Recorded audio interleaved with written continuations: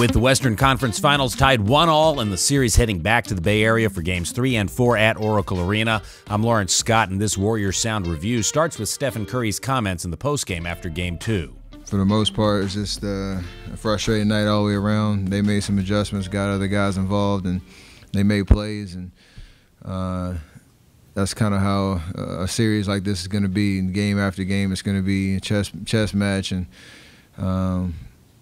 tonight we just didn't make enough plays to stop the momentum in this building, and that was the difference in the game. You know, P.J. Tucker, Trevor Ariza, Eric Gordon, they stepped up tonight, so got to be ready for that kind of aggressiveness from them in Game 3.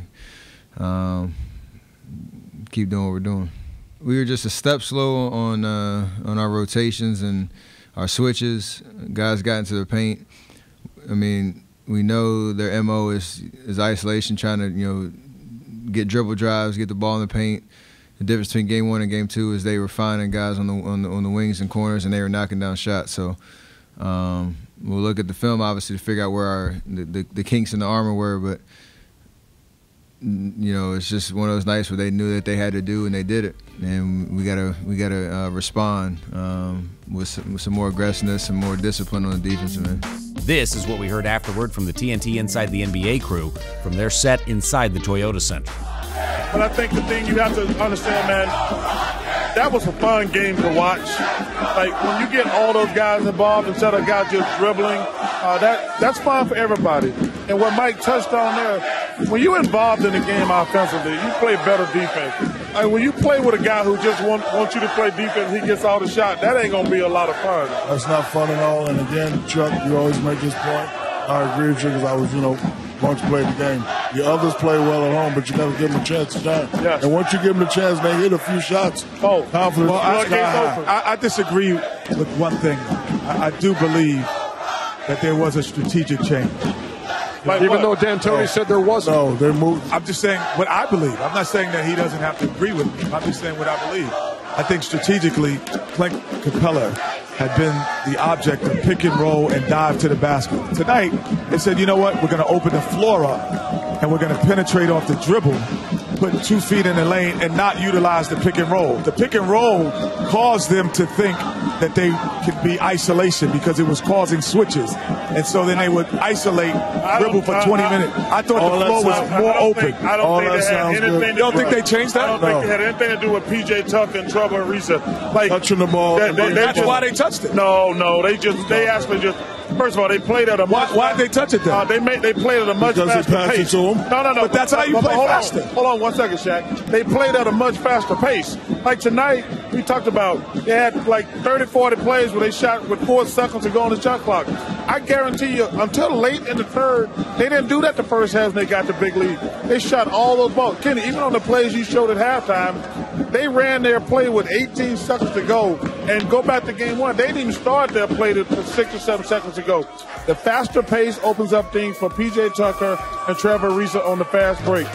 Finally, on NBA TV's Game Time, Matt Weiner, David Griffin, and Sam Mitchell had a Game 2 recap with a look ahead to Game 3. Teams learned something about the level of effort and focus and energy required to win in this series during the 2 games in Houston. And now we're not only even, but both have a better sense of what it's going to take to move forward. Yeah, I think Golden State realizes that this Houston team wasn't a pushover like it was in Game 1. I think they got a little too comfortable and got very physical with Golden State. And to Golden State, to my amazement, they didn't respond. They kind of took a step back, started complaining to the officials. I expect to see a much tougher Golden State. You're going to see them be a little bit more physical in Game 2. And then you see Rockets have found their niche, and they now understand how they're going to have to play. Now, can they make the type of shots they made tonight, Griff? They made some tough shots. But if that ball is moving the way it was, if they can get Golden State in rotation, because I don't care how good a team you are.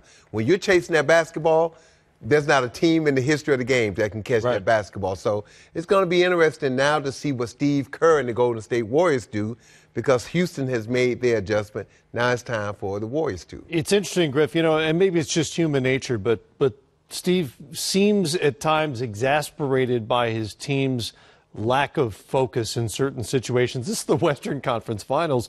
but you heard it in the first quarter interview when they turned it over 7 times, were 0 of 7 from three-point range. He can't explain it sometimes that they have these lapses. And he had that look on his face when he was watching from the bench in the first quarter. You could see he was, oh boy, here we go again. I think the level of complacency they have is very much tied to the level of talent they know they have. And any time they've really shown up and played with their own requisite force and had appropriate fear, they've gotten the result they tend to want. And I thought it was really meaningful tonight when Steve Kerr said, that team won 65 games. They're damn good. That's right. And he keeps trying to send his team that message. Houston's so good that you can't let them start to feel themselves in this series. You know, one of the things when Golden State finally loses a game, you say, it bleeds, right? They're mortal. Mm-hmm. Well, don't let Houston win the next game, right? I mean, then you have a bunch of guys who've played at a really high level all year, who have very high expectations of themselves. They start to deliver on it. So I think Steve's exasperated because he knows what a dangerous game they're playing, no matter how talented they are. And Matt, you play 82 games to create habits, good or bad. And the thing that Steve Kerr is talking to his team about is, you know, they had some bad habits to start the season. And you don't want those bad habits of turnovers to creep back into a Western Conference Finals against a team that can make you pay, not with 2s, but 3s. If you turn the ball over against Houston Rockets, they're going to turn them to 3 points. And they only made, 16, 17 tonight? But they're a team that can make 20, 25 threes if they get it rolling and you consistently turn the ball over. So Steve Kerr is on this team about habits, the good ones, but also the bad ones. Sunday at Oracle Arena, it's Game 3 of this Western Conference Finals series. I'm Lawrence Scott, and this is Warriors Sound.